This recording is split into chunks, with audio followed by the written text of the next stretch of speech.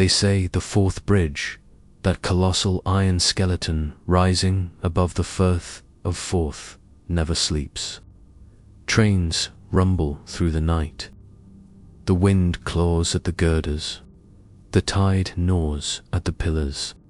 But beneath all the noise, beneath all that industrial thunder, there's a quietness that feels intentional, as though something watches, listens, lingers. Walk the old path at South Queensferry in the dark, and you'll feel it, that uncanny sense that you're not alone.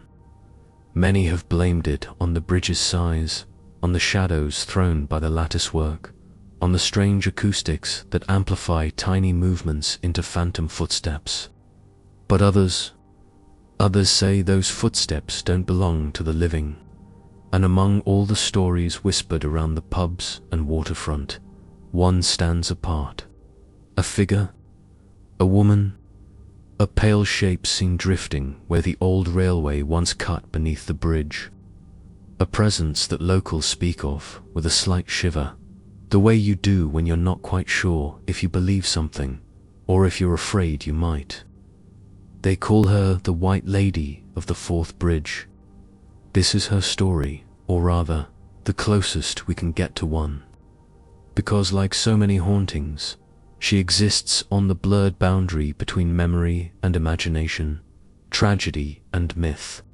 What follows is everything we know, everything we suspect, and everything that's been told. Some of it is documented. Some of it is folklore. Some of it defies explanation. But all of it has clung to South Queensferry for generations, like mist rising off the tide. Before we speak of ghosts, we must speak of the place. The Forth Bridge isn't just a bridge, it's a steel leviathan. When it opened in 1890, it was the longest cantilever bridge in the world. A miracle of Victorian engineering, a symbol of ambition and audacity. It was also a graveyard. The official count of workers who died building it once stood at 57. Later research pushed that figure up past 70. All men, riveters, labourers, painters, names carved now into memorials in Queensferry, but during the build, they were just small tragedies swallowed by a massive project. No official records mention a woman dying on the old line beneath the bridge. No wedding dress. No bride. No public inquest that ties a young woman to those rails. And yet, local folklore insists she existed. That something happened on those tracks. Something sudden. Something violent. Something that left a mark so deep it still bleeds through the town's stories. When the historian Michael McBride collected oral accounts from South Queensferry in 2002, residents kept returning to the same tale, the White Lady. A woman in pale clothing, seen on the old embankment, moving where no one should be, appearing sometimes just before the last light drains from the sky. Some said she jumped. Some said she fell. Some said she was killed on her wedding day. Some said the railway took her life in an accident that never reached the newspapers. Folklore rarely cares about consistency, but it always cares about resonance. And this one resonates deeply. To understand why, we have to follow the tracks, literally and historically. Before the current bridge dominated the skyline, an older railway snaked through the east end of South Queensferry. It curved beneath the ground where the bridge's steel towers would later rise. This line, overgrown now in places, forgotten in others, is where sightings cluster. It's a liminal place, between the river and the town, between the modern and the old, between the busy and the abandoned. Locals talk about odd sensations along that path. Sudden chills, even on warm nights. The sound of fabric brushing past, footsteps matching your own. the feeling of being watched from the embankment. More than one dog has refused to walk it. That sort of atmosphere feeds stories, especially in a town steeped in the shadow of a structure built with so much hardship and loss. But there's one account, whispered, repeated, and shaped over time, that seems to anchor the White Lady legend more than any other. And this is where the story shifts. Because while the historian in us craves documentation, the storyteller in us listens to what a community preserves. And South Queensferry has preserved this. A young woman, a wedding day, a railway tragedy, and a ghost whose grief refuses to fade. Is it fact? Perhaps not. But is it believed? Yes, deeply. Let's step across that threshold, from the documented world into the one illuminated by memory. The bride who never made it home. The folklore version, a reconstruction. No single version survives intact, but piecing together the accounts gives us something like this. But they say she lived on the Queensferry side, in one of the modest homes near the narrow lanes that overlook the water. It was the late 19th century, before the motor cars, before the road bridge, when everything still smelled faintly of coal smoke and sea salt. She was young, in love, and ready to marry a man who worked along the railway or in one of the local yards. Their families approved.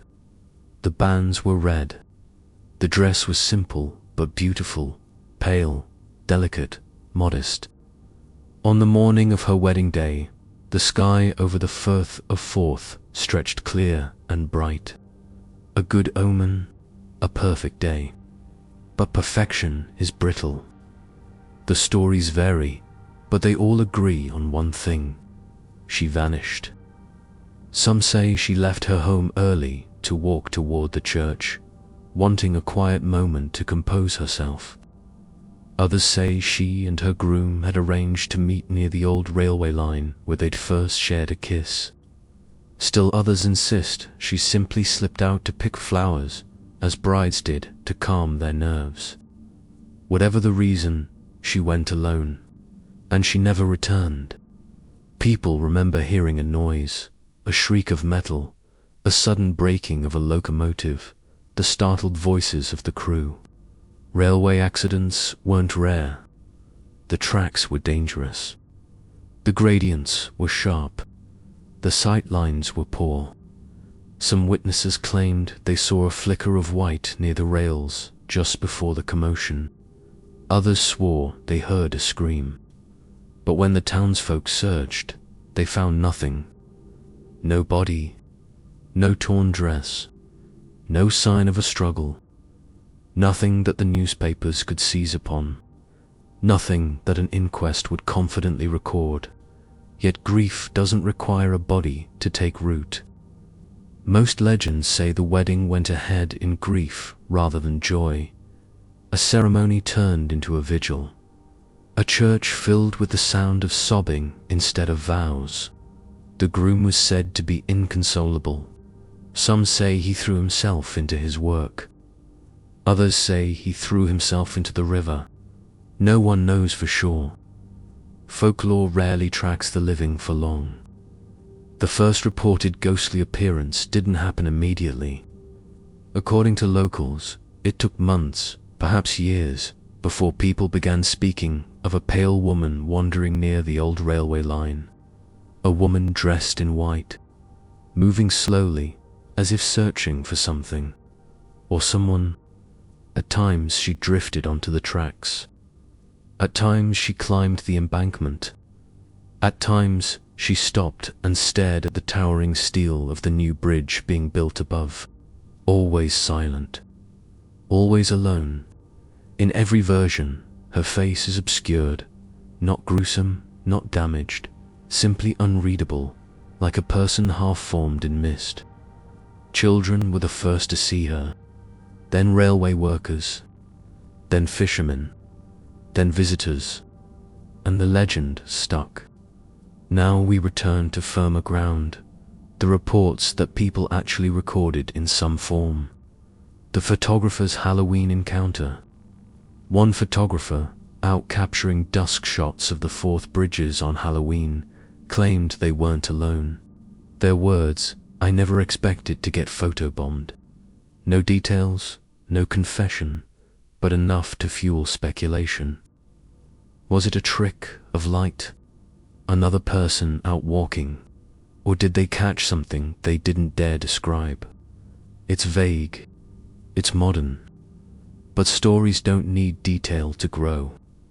Residents of South Queensferry. Locals have spoken of a woman in white standing still near the disused track bed, a figure glimpsed from the corner of the eye. The feeling of brushing past someone on a wide path. Cold spots along stretches of earth that shouldn't be cold. A sense of being followed from the bridge toward town. These accounts aren't dramatic. They're everyday moments that feel subtly wrong, and that makes them harder to dismiss. Annual appearances.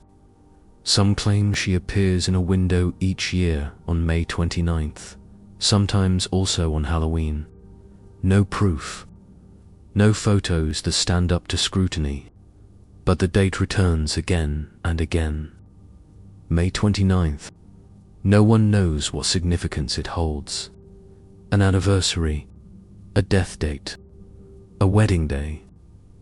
Folklore fills the gaps with imagination. Walkers on the old railway. More than one witness describes the same pattern. Late evening, the last light fading. A lone figure ahead. White clothing, long and loose. No sound of footsteps. And then, gone.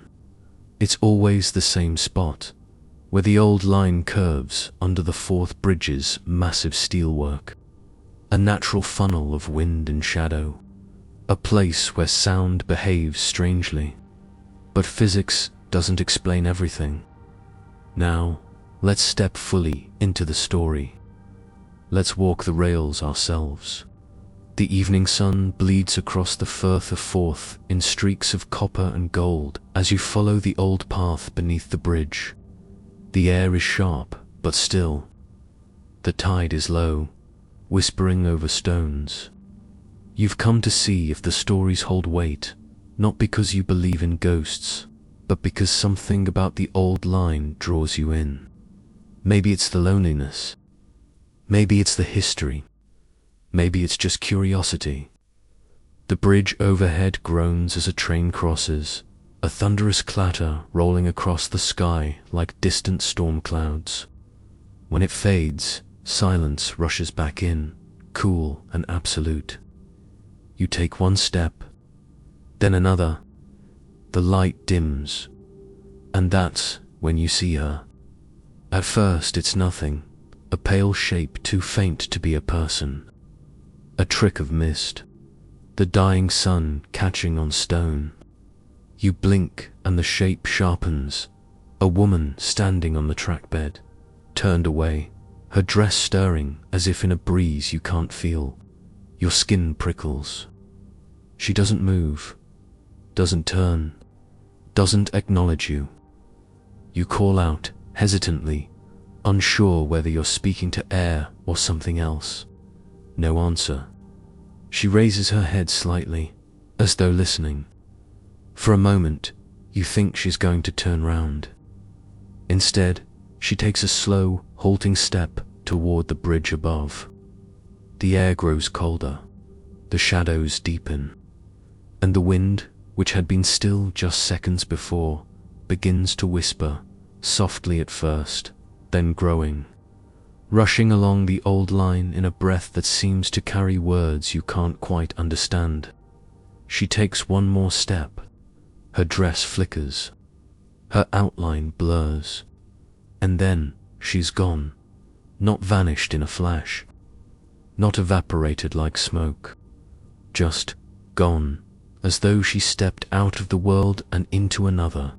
The silence returns. The cold recedes. And the bridge, timeless and indifferent, looms above you in the dimming light. Whatever you saw or thought you saw lingers in your mind for days afterward, weeks, months. The memory clings with a peculiar weight, like a story unfinished. And maybe that's exactly what she is. A story without an ending. The White Lady persists because she fits the landscape. A bridge built on sacrifice. A town shaped by the river's temperament. An old railway steeped in danger. A community with a long memory and a love of stories. Her legend isn't about proof. It's about presence. She's the embodiment of a feeling everyone experiences at least once near the fourth bridge. That strange, inexplicable sense of being watched by someone who left the world too soon.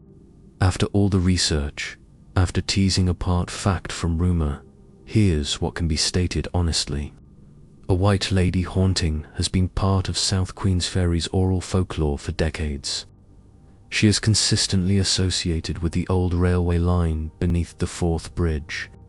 Many locals have reported sightings or unsettling experiences there. No documented case proves her identity. No historical record confirms a bride or a wedding day tragedy. The story is almost certainly rooted in mourning, loss, and the area's real history of death around rail and river. Legends grow where unanswered questions live. And in South Queensferry, there is a question that has never been answered. Who was she? Stand on the waterfront when the night is deep and the bridge lights shimmer across the water. Listen to the wind threading through steel. Watch the shadows beneath the girders. The place feels alive, not with movement, but with memory. Somewhere beneath that colossal structure is a story that was never written down, a grief that never found closure. Maybe she is just a shadow. Maybe she is only the mind seeing patterns in twilight. Maybe she is nothing more than a tale told long after the real tragedy was forgotten. Or maybe, just maybe, she is still there, searching, waiting, walking the rails, the White Lady of the fourth bridge, a ghost whose name is lost, but whose presence refuses to be forgotten.